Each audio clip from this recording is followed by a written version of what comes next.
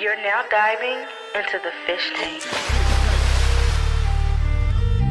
Sitting down with Seth Living, OJ, Juice Man. Welcome back to the Fish Tank right here on the Miami Dolphins Podcast Network. Seth Levitt with DJ Preach on the ones and twos. And of course, my main man, OJ McDuffie. Juice, how you feeling today? What's up, Big Seth?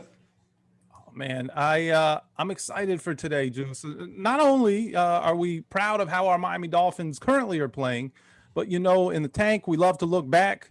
We love to tell great stories. And we talk, you know, I run my mouth a lot, but what better way to tell stories?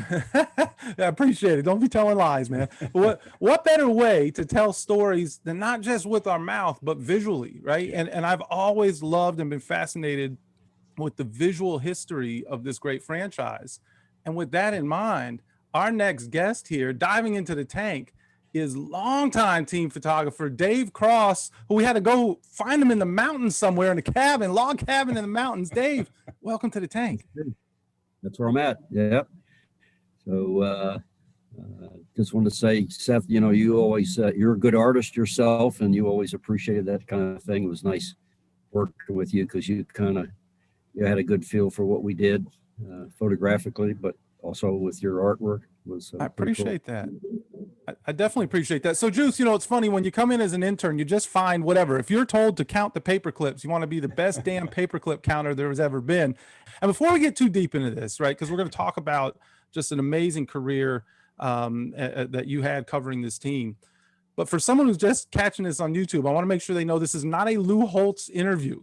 You know, this is Dave Cross, team photographer, not Lou Holtz, but you are a friggin' dead ringer for Lou Holtz. How often did you hear that, and did you ever use that to your advantage? Well, I do a lot of Super Bowls, and I frequently get that at Super Bowls. Well, fans will come up to me and say, Lou Holtz. And I had a lady that came up to me at one Super Bowl and wanted my autograph. And I said, well, I'm not who you think I am. And she refused to accept that. She goes, so I signed a little napkin for, you know, best of wishes, Lou Holtz. Good for you, man. Otherwise she'd think coach is a total asshole, right? So that's like protecting his rep. I don't know if you remember, we would go to Indianapolis to play, and that's big Lou Holtz country up there. And I would walk out on the field in the pregame, and people from the stands would say, hey, Lou, hey, Lou. My first year was 1996, which was Jimmy Johnson's first year taking over as head coach.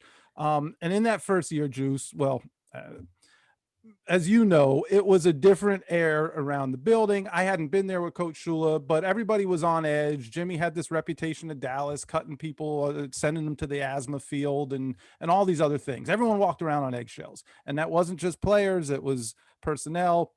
And it was certainly guys like the number 3 or the PR intern or the team photographer or what have you. So I kind of hate to bring this up, Dave, but at the same time, this is a great story. And I think Harvey Green alluded to it when he was on the show. But what happens is... Wait. Harvey was telling stories about me? Harvey tells stories about everybody. Okay. So what happens for those listening, you know, you get your media guide, you see all the headshots and what have you. The way that works is in training camp, there's a day set aside and there's the player day and we have the jerseys. I used to sit there with Dave and we'd have the white jersey and the aqua jersey and the guys would come in and they'd take one in each jersey and some guys wouldn't want to smile and some guys like Juice had the $1 million smile and Dave would take the shot and make sure, you know, and we'd run them in, cycle them out. And then the coaches would have their time and the coaches fucking hated headshots. They hated having to break from film or break from anything. And it's training camp and everybody's already pissy. And they would come down and they put on their jacket and tie while they're still wearing their coaching shorts and all of that stuff, right? And they'd come in and they'd go through and we'd have a small window of time. And then when the head coach, at least when Jimmy would come down, I don't know what it was like beforehand or don't know what it was like after I left, but Jimmy would come down in a full suit and want to be there for about 22 seconds and get the hell out of there. And so, and this was the first time, and Harvey's all nervous, and he's bringing him in. Come on, Dave. And Harvey would love to come in and flex his muscle in front of the coach and yell at everybody because he was in charge. And Dave, take the picture, and God damn it, and Seth, you know, and he'd do all his barking. And we get through the coach's thing, and it was such a relief. So, Juice, no, it wasn't. It was supposed to be. So it was supposed to be a relief, Juice. And so then Dave, again, as we talked about earlier, this was pre-digital. And so Dave was shooting with film. And so coaches were done. No, I wasn't. No. Well, that was the problem, is Dave went to go change the film to get ready for more players, and you open up the camera, and what happened? No film. No film in the camera. Said, holy crap, I'm screwed. And I guess you probably thought the same thing. And Harvey, oh, we're all screwed. And I think what you guys had to tell Jimmy, and he just said something like, fuck it, I'm not doing it again. And that was, we didn't do it over. It is, right. I'm not doing it. I think we went photos and all that. I think you might have gotten, and I don't remember how it happened and how we got Jimmy, if we went and got a Dallas shot or got something, and some of the coaches, Gary Stevens, use what you got and the whole thing. But we didn't get fired. We didn't get fired, Seth. Yeah, well, we didn't. I somehow ended up getting hired at the end of the day, and you got to shoot for decades longer. But the look on Harvey's face, and then, how do you not have film? How does a photographer not put film in the camera? It was so like, how does that happen? Happens. What can I tell you? Shit happens, as they say. You know what? That's the problem. You're the environment. I mean, we're rushing and everybody's pressuring, and Harvey's yelling at you, and the coaches want to get in and out. And you get sidetracked because people are talking, and we got to do this, and they're rushing you. Stuff happens. You take one out, you forget to put one in. But the other part of that is I had a screw up like that with Shula. And at least I didn't have to face Jimmy. You guys did, and he just said, fuck it, I'm not doing it again. But so when we were at St. Thomas, one of the things Shula liked to do, in addition to the team picture, was he did a coach's picture. We'd always, you remember, he did them when you were there. He wanted to do the coaches group shot separate from the team picture. And so we went out on the field and we did the picture.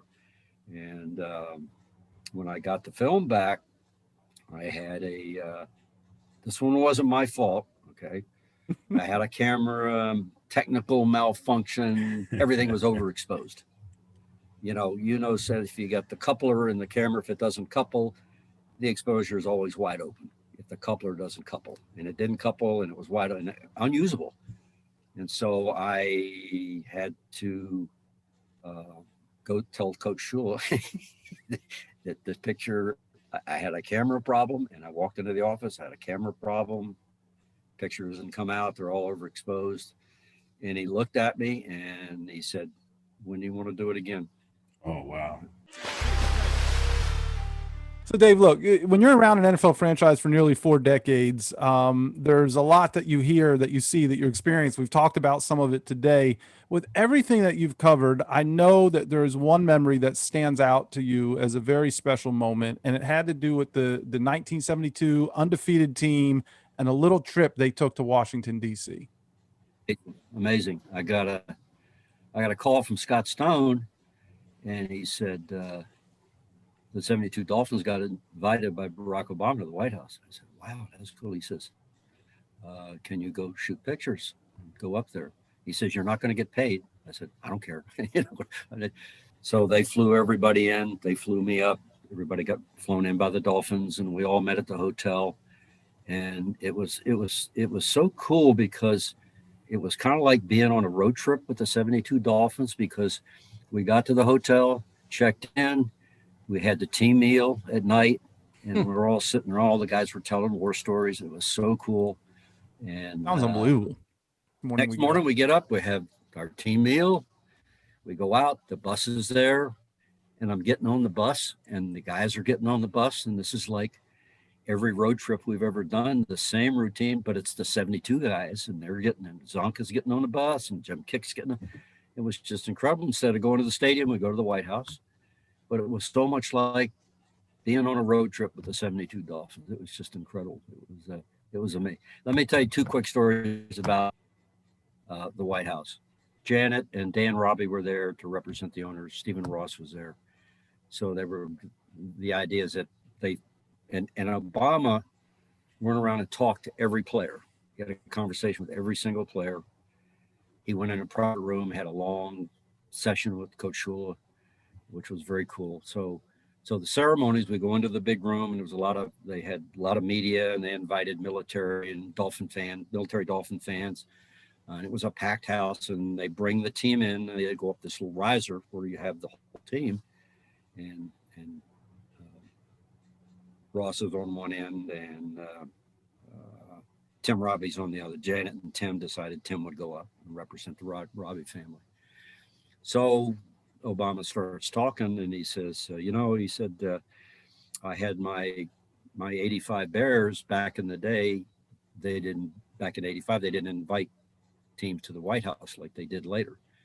So they never got a White House visit. And he says, so I invited my 85 Bears to finally have a White House visit, and I welcomed them in. And he said, we won the Super Bowl that year. And he said, we had a great season. And he says, we only lost one game. And Shula yells out, who'd they lose to? Of course he did. I mean, he just yelled out, who did they? And Obama's just cracked. The whole room cracked. Who'd they lose to? And then, so at the end, Shula's going to present Obama with a jersey, a Dolphin jersey, 72. All the guys signed it. And it's all framed and nice. And he says, Mr. President, I want you to hang this in your office so you can look at it every day and remind you of the ass whooping we put on your 85 Bears. Yes. And of course, the room just broke up again. The ass whooping we put on you. And that's Shula, he just throws it out there. Good for Coach.